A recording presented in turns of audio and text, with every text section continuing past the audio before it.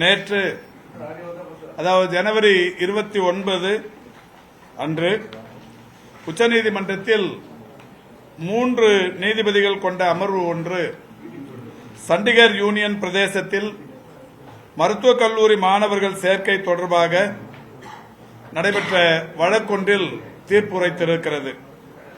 தமிழ்நாட்டை பொறுத்தவரை 69% இடஒதுக்கீடு தொடர்ந்து அளிக்கப்பட்டு வருகிறது மற்றும் தமிழ்நாட்டை பூர்வீகமாக கொண்ட அல்லது தமிழ்நாட்டில் பிறந்த மாணவர்களுக்காக இந்த 50% இடங்கள் ஒதுக்கீடு செய்யப்படுகிறது. மாநில ஒதுக்கீடு சமூக நீதியை உறுதி செய்யும் விதமாக செயல்பட்டு வருகிறது. எனவே தமிழ்நாட்டை பொறுத்தவரை சமூக நீதியை கடைபிடிப்பதில் இந்த இடஒதுக்கீடு என்பது இன்றியமையாத ஒன்றாக தொடர்ந்து இருந்து வருகிறது. இந்த தீர்ப்பு செயல்படுத்தப்பட்டால் மாநிலத்தின் உரிமைகள் பாதிக்கப்படுவதுடன் மாநிலத்தின் உள்ஒதுக்கீடுகள் பாதிக்கப்படும்.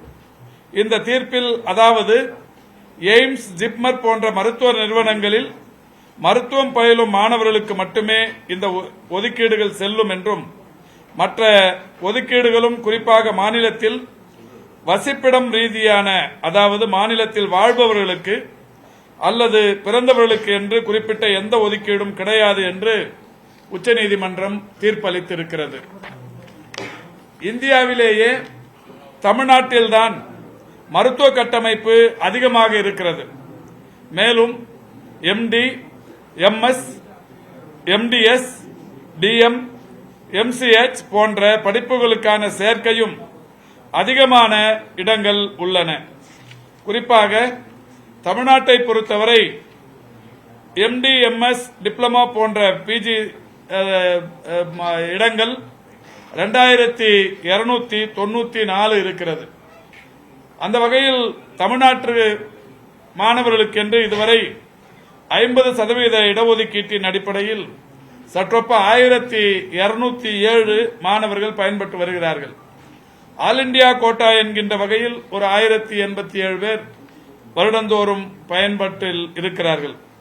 இந்த தீர்ப்புக்கு பிறகு எதிர்வரும் ஆண்டுகளில் முழுமையாக இந்த முதுநிலை மருத்துவ பட்ட படிப்புகளில் இந்த 1200க்கும் மேற்பட்ட இடங்கள் நமக்கு பறிபோகும் என்கின்ற ஒரு அபாய நிலை உருவாகி இருக்கிறது.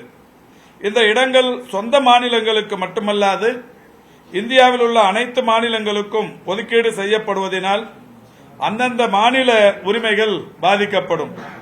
ஏற்கனவே 50% அகில இந்திய மருத்துவ பட்ட மேற்படிப்பு மாணவர்களுக்கு ஒதுக்கீடு செய்யப்பட்டு இதர மாநில மாணவர்களும் தமிழ்நாட்டில் படித்து வருகிறார்கள்.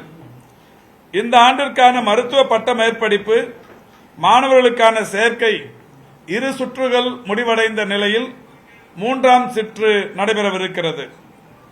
இந்த நிலையில் மாணவர்கள் ஏராளமான பேர் பயிலவும் தொடங்கிவிட்டார்கள். எனவே இந்த ஆணையினால், இந்த தீர்ப்பினால் இந்த ஆண்டிற்கு எந்தவிதமான பாதிப்பும் இருக்காது. என்றாலும் மாண்புமிகு தமிழ்நாட்டின் முதலமைச்சருடைய வழிகாட்டுதலோடு அறிவுறுத்தலோடு இந்த தீர்ப்பு சம்பந்தமாக சட்ட வல்லுநர்களுடனான ஆலோசனை நடைபெற்று வருகிறது.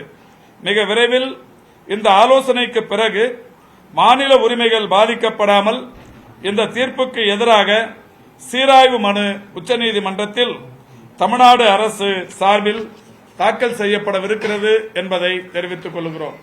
மருத்துவ படிப்புகளை பொறுத்தவரை அது யூஜியாக இருந்தாலும் பிஜியாக இருந்தாலும் ஏற்கனவே தமிழ்நாட்டில் 15% இளங்கலை மருத்துவ இடங்களை பொறுத்தவரை 15% நேஷனல் ஆல் இண்டியா கோட்டா என்கின்ற வகையில் தரப்பட்டு வருகிறது.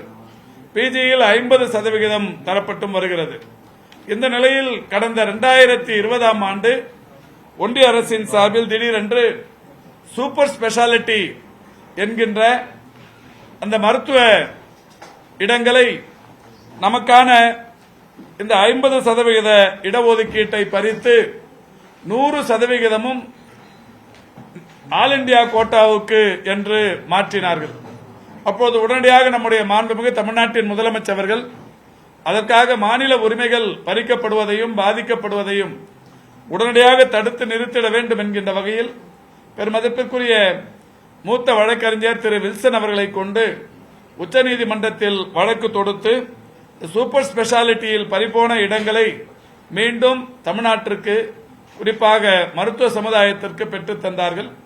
2020 வந்த அந்த ஆணைக்கு பிறகு 2022 அந்த அரசு பணியில் இருக்கிற மருத்துவர்களின் உரிமை மாண்புமிகு தமிழ்நாட்டின் முதலமைச்சர்களின் மூலம் காப்பாற்றப்பட்டு விட்டது. எனவே அந்த நிலையில் இன்றைக்கு இந்த இடஒதுக்கீட்டிற்கு ஏற்பட்டிருக்கிற பாதிப்பினால் இடஒதுக்கீடு 69% இடஒதுக்கீடு என்பது தமிழ்நாட்டில் இன்றைக்கு ஒரு வரலாற்று சிறப்புமிக்க வகையில் அனைத்து மக்களையும் சமூக நீதி கோட்பாட்டில் மிகப்பெரிய அளவிலான வெற்றிக்கு வழிவகுத்துக் கொண்டிருக்கிறது. இது பெரிய அளவிலான பாதிப்பை இது ஏற்படுத்தும்.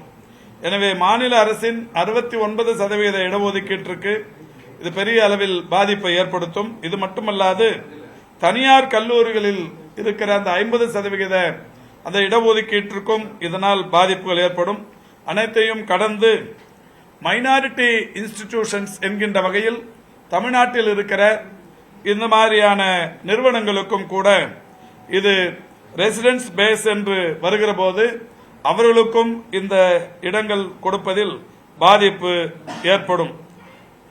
இந்த பிஜியை பொறுத்தவரை முழுக்க மாநில அரசின் செலவுகளினால் மட்டுமே முழு செலவையும் மாநில அரசு மட்டுமே செய்து இந்த முதுநிலை மருத்துவ படிப்புகளுக்கு இன்றைக்கு செலவிட்டு அதை நிர்வகித்துக் கொண்டிருக்கிறது. இந்த நிலையில் இதை முழுமையாக ஒன்றிய அரசுக்கு தாரை வார்க்கும் இந்த தீர்ப்பு என்பது நிச்சயம் ஏற்றுக்கொள்ளும்படியான தீர்ப்பு இல்லை.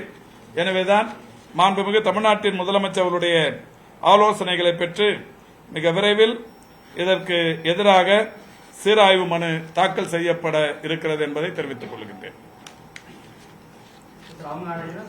எம்பிபிஎஸ் மாதிரி கடைநிலை மருத்துவ படிப்புகளுக்கு உள்ளூர் அளவுல வசிப்பிட ஒதுக்கீடு நியாயமானது. ஆனால் மாநில அரசு செலவு பண்ணி உள்கட்டமைப்பு உருவாகுது. அங்க இருக்கக்கூடிய தேவை அடிப்படையில் அதை நம்ம ஏற்றுக்கொள்ளலாம். உயர் படிப்புகளுக்கு வந்து ஏற்றுக்க முடியாது. உயர் படிப்பு இப்ப இங்க இருந்து போயிடலான்றீங்களா? அவங்க சொல்றது நியாயன்ற மாதிரி இருக்கு உங்களுக்கு. இப்ப நீங்க சொல்ற உயர் படிப்பு இங்க இருந்து மாநிலத்தோட உரிமையை நம்ம விட்டு கொடுத்துடலாமா? இல்லங்க, மாநிலத்தோட உரிமைகள் விட்டு கொடுத்துடலாமா? இங்க அந்த செலவும் யூஜி படிக்கிறதுக்கா இருந்தாலும் சரி, பிஜி படிக்கிறதுக்கா இருந்தாலும் சரி, மாநில அரசு தான் முழு செலவையும் பண்ணுது. இங்க செலவு பண்ணி கட்டமைப்பை ஏற்படுத்தி இன்ஃப்ராஸ்ட்ரக்சர் எல்லாம் கிரியேட் பண்ணி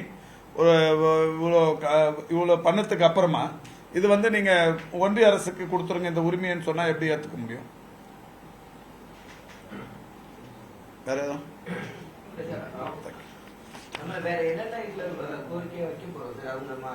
அதான் சட்ட வல்லுநர்களுடன் கலந்து ஆலோசனை செய்து இதுல இருக்கிற இப்ப தீர்ப்பு நேற்றுக்கு காப்பி வந்திருக்கு.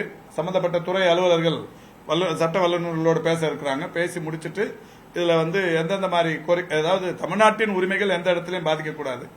குறிப்பா இந்த முதுநிலை மருத்துவ படிப்புல அரசு பணியில் இருக்கிற மருத்துவர்களுக்கு எந்த விதமான பாதிப்பும் ஏற்படாத வகையில் எந்தெந்த மாதிரியான கோரிக்கைகள் இதை வலியுறுத்துறதுங்கிறத பேசி முடிச்சுட்டு அதுக்கப்புறம் அதை தாக்கல் பண்ணுவாங்க.